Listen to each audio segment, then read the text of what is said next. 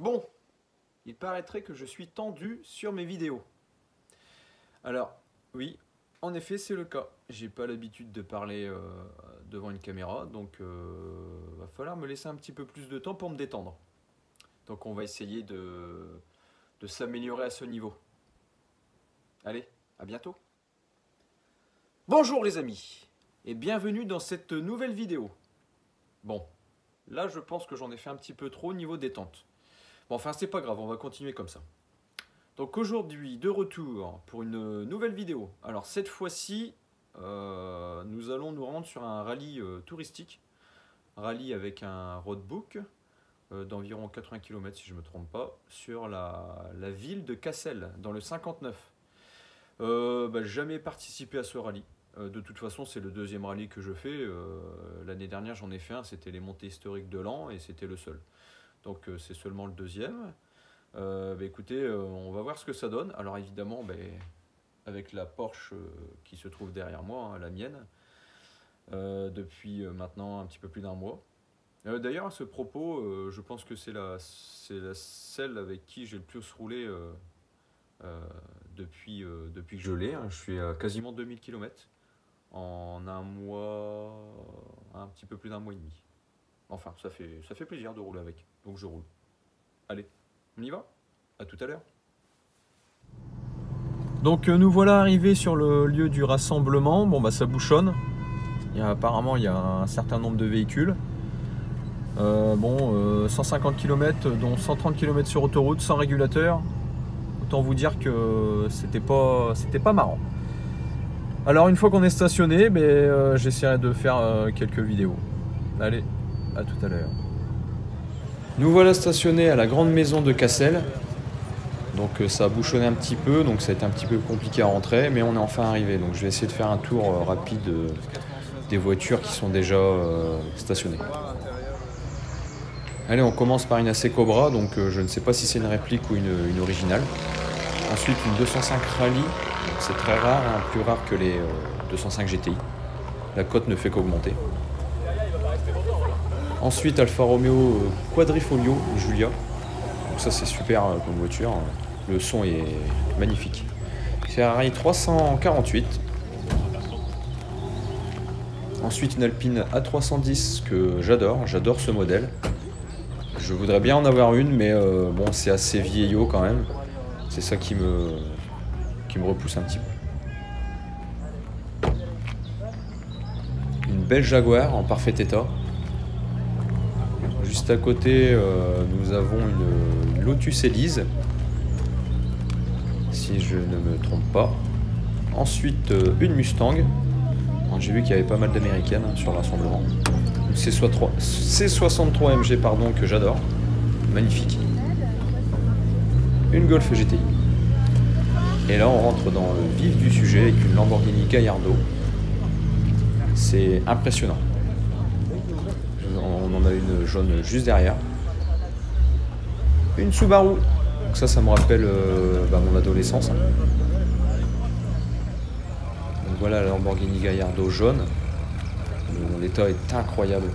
En plus elle est nettoyée vraiment nickel. Super voiture.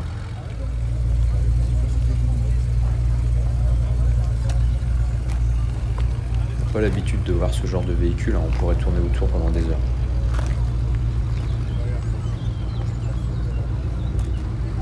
Juste à côté, une TTRS Roadster, dernière phase.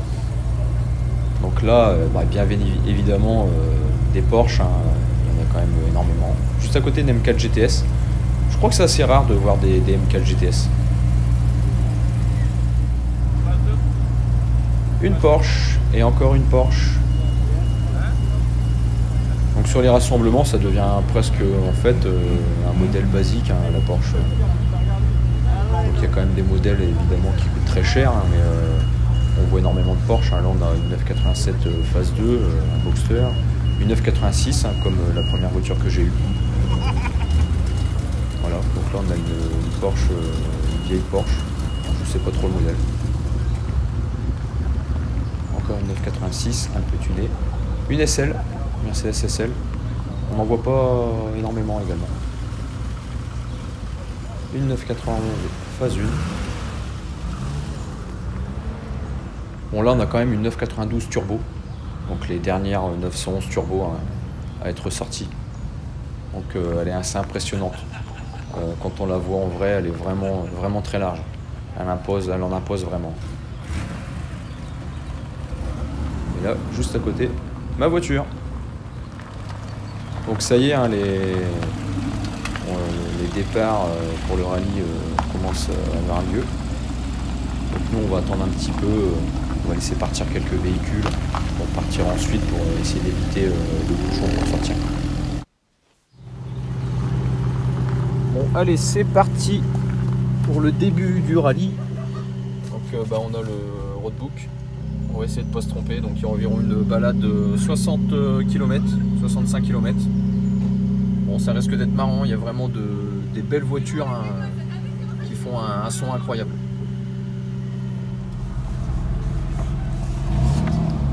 Bon courage! Merci, bonne journée! Bonne journée!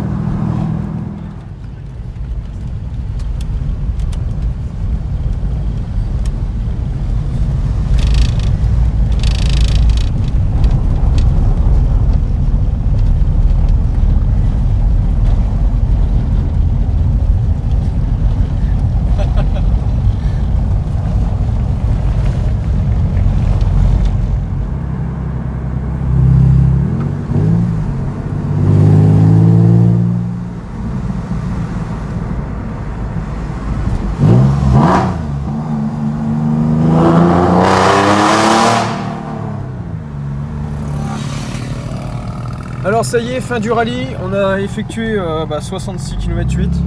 C'est quand même trompé 2 fois. Que des petites routes, donc constamment stressé. C'était pas super on va dire. Mais bon, bonne expérience. Allez, on commence l'après-midi par un petit tour des voitures beaucoup plus exclusives. Donc là, Lamborghini Huracan juste à côté d'une Gallardo. Bon, c'est celle du matin hein, que je vous ai déjà filmé. Donc juste à côté on a une GT3 RS 997. Par contre le béquet arrière est assez différent. Alors je sais pas, je pense pas qu'elle soit sortie comme ça d'origine. Le béquet queue de canard sur cette GT3. Donc là encore une Huracan, donc couleur assez plus passe-partout que le vert. Hein. Bon bah c'est splendide. Franchement, moi qui ai vraiment pas l'habitude de voir des Lamborghini, c'est quand même des sacrées voitures. Donc là on a une Aventador. Alors je pense qu'il y a un covering transparent noir mat comme celle de GMK en fait. Elle est magnifique. Et le noir mat là, le vinyle transparent noir mat, ça lui va très bien. Donc là encore une Huracan avec une couleur différente, vraiment jolie également. Hein. Donc là on voit l'arrière avec les grosses jantes. Enfin franchement, donc ça avec le béquet, si c'est pas d'origine, c'est peut-être une Performante, un truc, quelque chose comme ça. Alors là grosse claque, hein, une Black Series, un AMG GT Black Series, il y en a deux. Hein. La couleur là est magnifique, on voit tous les détails avec les prises d'air en carbone, vraiment magnifique. Là on a une McLaren. McLaren j'aime bien comme marque. Alors je connais pas le modèle exact par contre. Alors là GT4 RS, magnifique.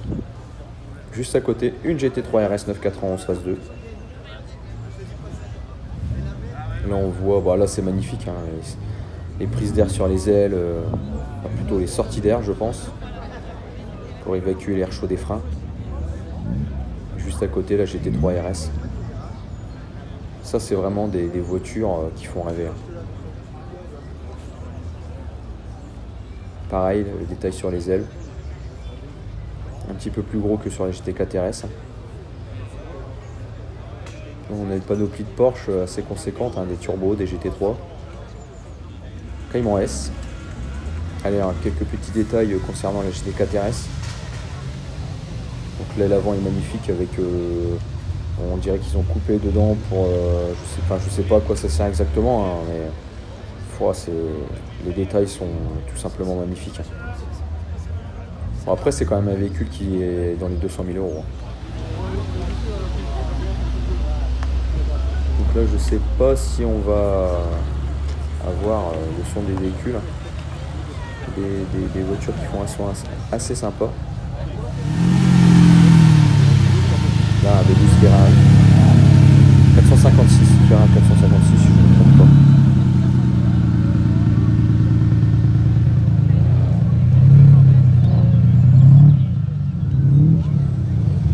Une GT3 RS 991 phase 1. Oh, le béquet est quand même assez imposant à l'arrière.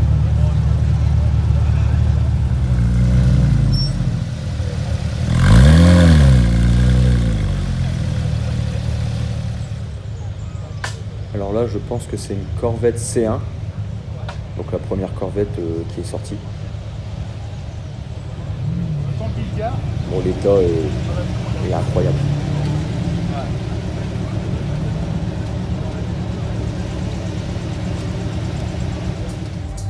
Donc là, on a une GT4 718 GT4. On peut comparer avec la C118 GT4 RS, hein, il y a quand même une grosse différence. L'Alpine A110. Alors apparemment c'est un véhicule très marrant à conduire, très bon châssis. J'ai pas encore eu l'occasion de monter dedans. Une belle Ferrari. Alors la 430, ça c'est un modèle aussi que j'adore. Malheureusement les cotes se sont envolées, hein, et puis bon, le budget entretien d'une Ferrari c'est pas du tout le même qu'une Porsche, hein.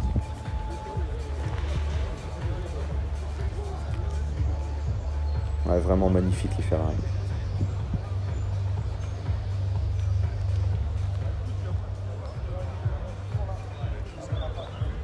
Donc là je pense que c'est la Ferrari de Magnum. Et juste à côté la 348, hein, qu'on a vu tout à l'heure.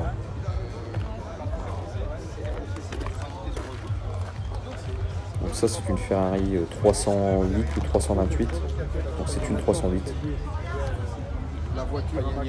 Avec la 348 juste à côté.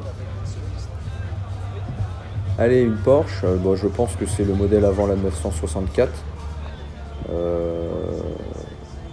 Je connais pas très bien les années. Je connais à partir de la 964, mais les modèles antérieurs je les connais pas trop.